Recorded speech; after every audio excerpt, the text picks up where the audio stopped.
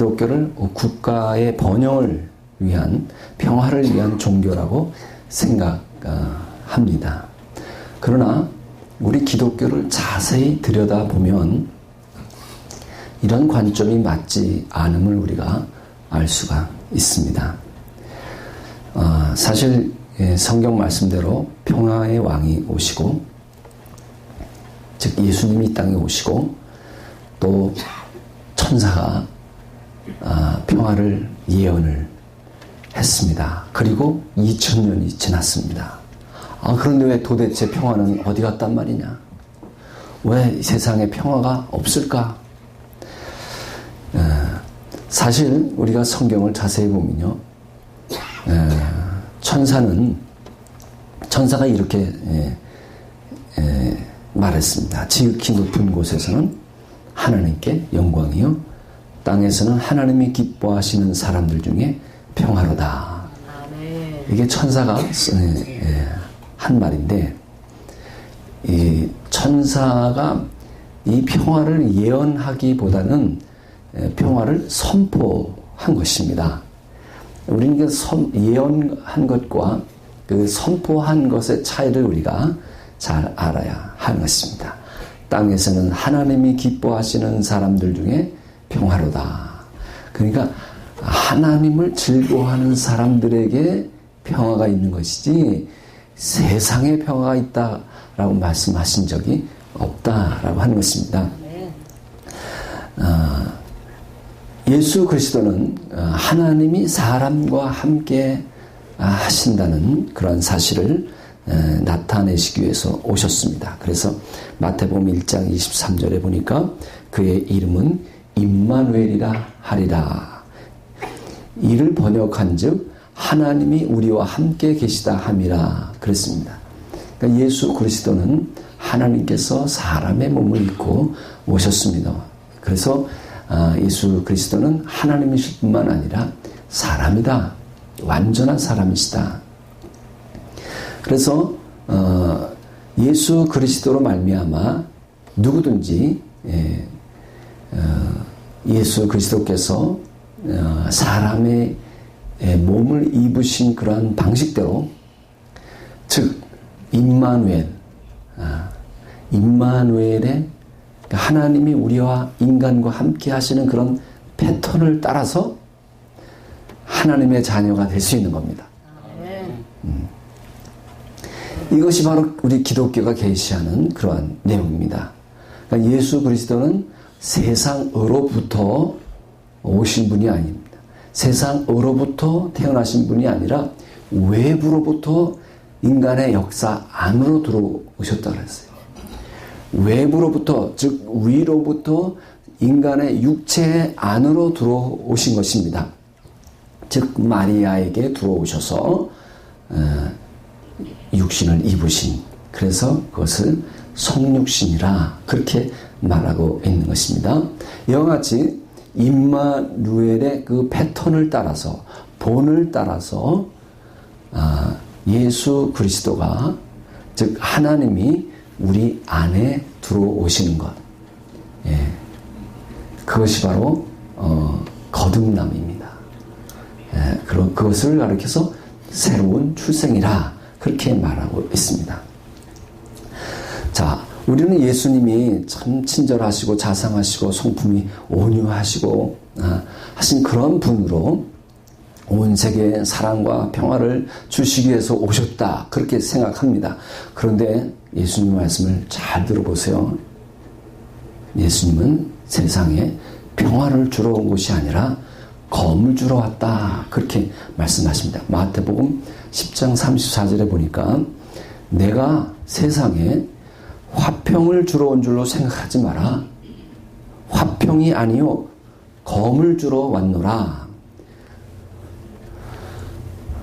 아마 여러분께서는, 아니 예수님이 평화를 주러 온 것이 아니라 검을 주러 왔다니, 그런 예수님을 왜 우리가 믿고 따라야 되는가, 그런 생각을 하실 수도 있습니다. 우리는요, 성경에서 말씀하시는 대로 생각하려고 하지 않고 그저 그냥 이곳저곳에서 배운 대로 내 생각을 내세우는 그런 경향이 있습니다. 그렇습니다. 예수님 사랑 많으시고 온유하신 그런 분이십니다. 그렇습니다. 그러나 그리고 주님 자신도 나는 마음이 온유하고 겸손하다. 그렇게 자신에 대해서 말씀하시기도 했었습니다. 그런데 이 온유하심이라고 하는 것은 하나님을 향한 온유함이지 사람을 향한 온유함이 아니다라고 하는 것입니다. 온유한 자는 복이 있나니 천국이에요. 온유한 자는 복이 있나니 저희가 땅을 기업으로 받을 것이며. 여기서의 온유함이란 사람에 대한 온유함이 아니라 하나님에 대해서 온유한 자가 땅을 기업으로 받는다. 그러신 겁니다. 온유함이란 하나님께서 나를 어떻게 다루시든지 하나님이 나에게 어떤 상황을 조성하시더라도 그분의 처분대로 내가 그저 달게 받는 겁니다. 그분이 나를 어떻게 다루시든지 내가 그분의 처분에 대해서 온유한 것. 그것이 성경에서 말하는 온유함이라는 겁니다. 사람에 향한 온유함을 의미하는 것이 아닙니다. 예수님도 마찬가지였습니다. 사실 예수님은 온유하고 친절하고 자상한 예수님이 아니라 예수님이 하루는 성전에 가시더니 끈으로 채찍을 만드셨습니다. 그리고 오래전부터 성전 안에서 팔고 사는 일이 있었는데 소와 양과 비둘기 그리고 돈을 바꾸는 사람들. 그런데 끈을 채찍으로 만들어서 그 돈을 바꾸는 사람들의 그리고 소를 팔고 양을 팔고 비둘기를 파는 사람들 다 내어 쫓습니다. 그리고 그 상을 뒤집어 엎습니다. 우리가 생각하는 그러한 친절하시고 상냥하신 그런 예수님이 아니라 분노하시는 예수님을 볼 수 있다.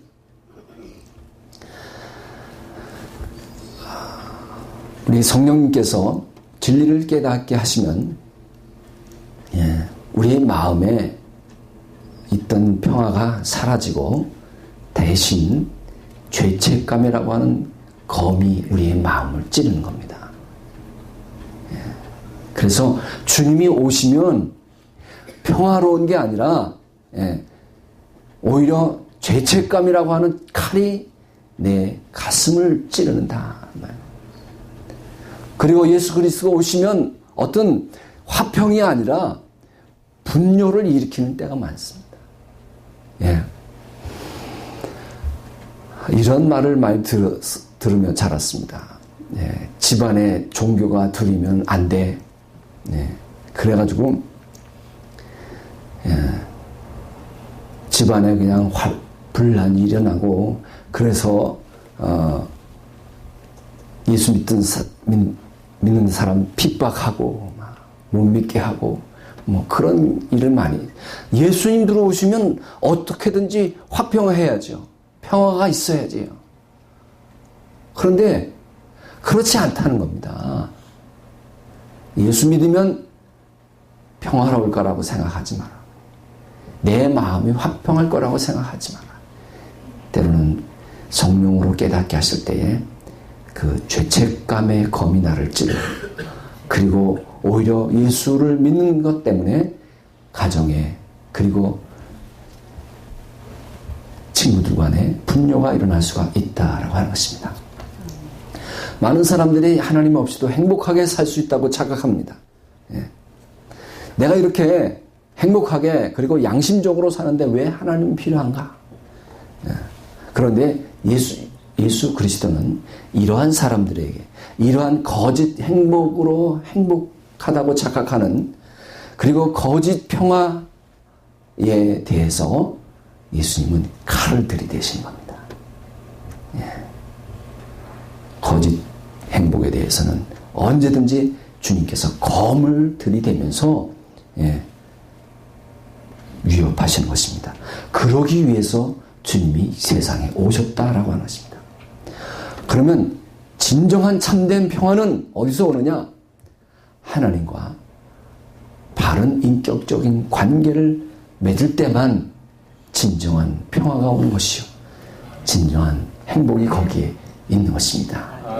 거짓된 주님과의 관계, 하나님과의 관계 없이 행복하다고 생각하는, 그리고 평화롭다고 생각한다면 주님은 언제나 그러한 사람들에게 칼을 들이대시는 겁니다.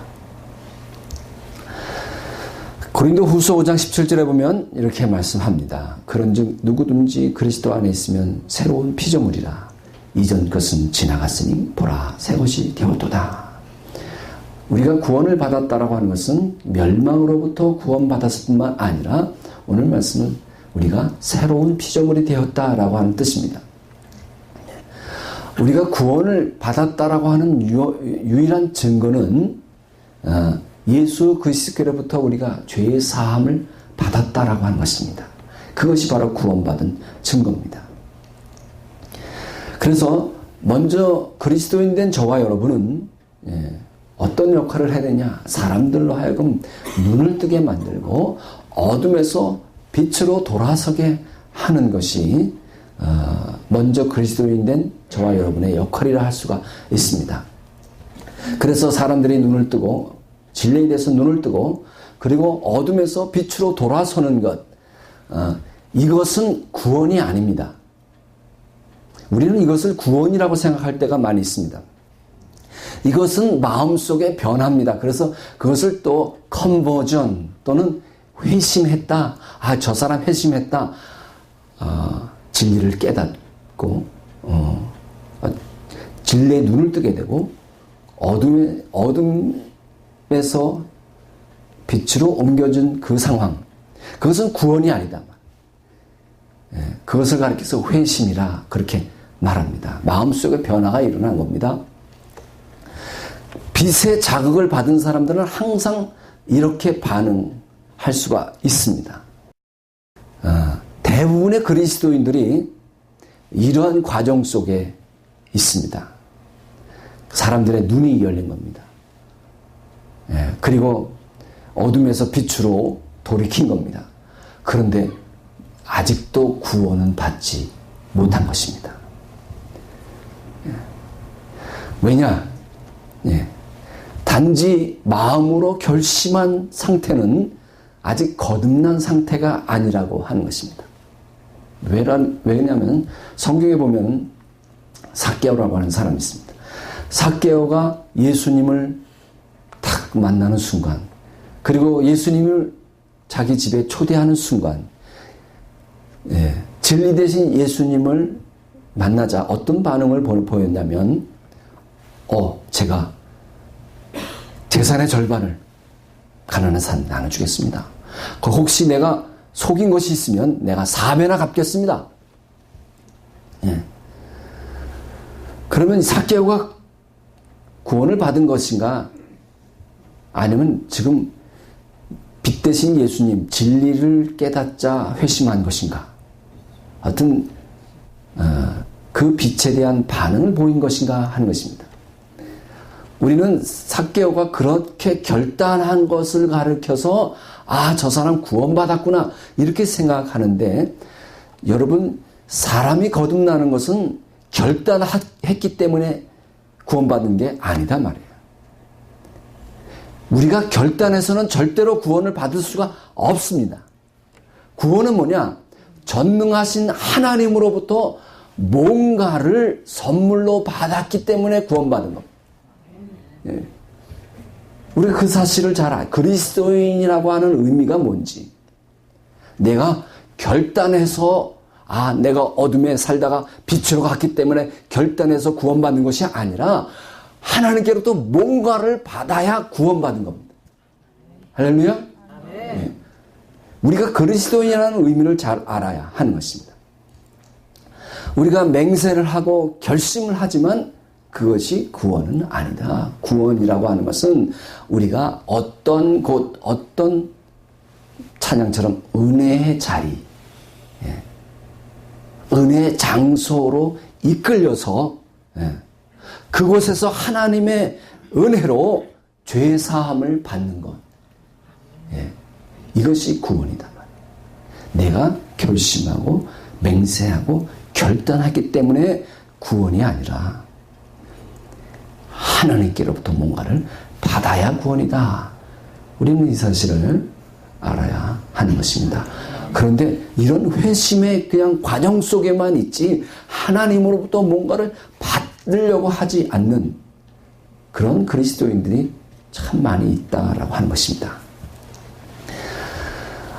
오늘 예수님이 주시는 평안, 그 평안은 어떠한 평안이냐? 우리는 거짓된 평안, 거짓된 행복에 대해서 예수님은 칼을 들이대신다는 말씀을 들었습니다. 우리 주님이 주시는 평안은 무엇인가? 요한복음 14장 27절에 보니까 평안을 너에게 끼치노니 곧 나의 평안을 너에게 주노라. 내가 너에게 주는 것은 세상에 주는 것과 같지 아니하니라. 너희는 마음에 근심하지도 말고 두려워하지도 말라. 정말 예수님이 평안을 위해 오셨는가?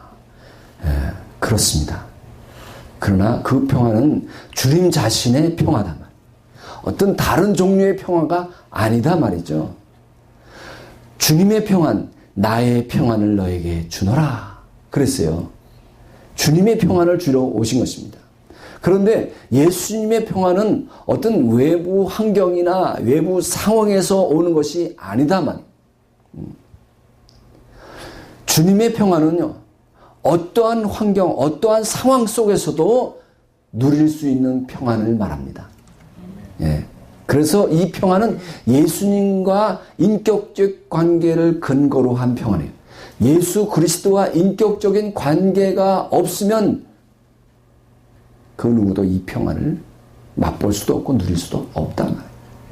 이 평안은 전혀 상황과 상관이 없는 어떠한 환경 속에서도 누릴 수 있는 그런 평안을 말하는 것입니다. 그저 눈으로 보기에 화평한 그러한 평안이 아닙니다. 그래서 이 평안은 세상이 줄 수도 없습니다. 그래서 주님의 주시는 평안은 세상이 알 수도 없습니다. 그래서 요한복음 16장 33절에 이것을 너에게 이르는 것은 너희로 내 안에서 평안을 누리게 하려 함이라. 세상에서는 너희가 환난을 당하나 담대하라. 내가 세상을 이기었노라. 그러니까 우리 인간의 가장 깊은 곳에서 누릴 수 있는 평안. 그러니까 우리의 모든 이해를 초월하는 평안인 말입니다. 이 평안을 주시기 위해서 오셨단 말이에요. 이런 평안이 성경에서 말하는 평안이다 말이에요.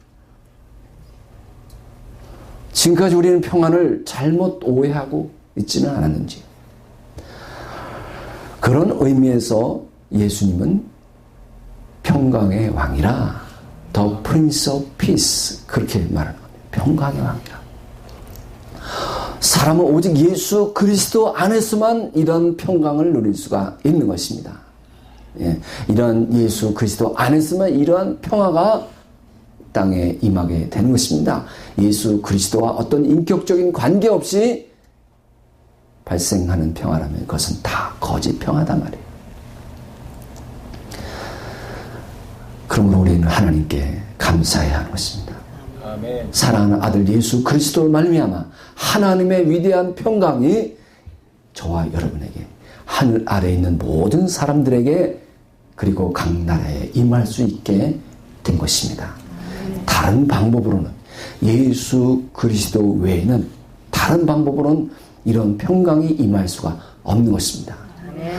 누구도 하나님의 아들의 말씀을 듣지 않고서는 하나님과 화평할 수가 없는 것입니다. 이 대강절, 강림절 절기에 내가 예수 그리스도와 진정한 관계를 맺음으로, 인격적인 관계를 맺음으로 모든 인간의 이해를 초월하는 그러한 평강, 환경과 모든 상황을 초월하고 다스리고 그 상황과 상관없이 누리는 그러한 평안을 경험할 수 있기를 축원합니다. 바로 그분 안에서만, 평강의 왕 되신 그분 안에서만 우리가 평안을 누리게 된다는 사실을 기억하시기를 주님의 이름으로 축원합니다. 기도하겠습니다.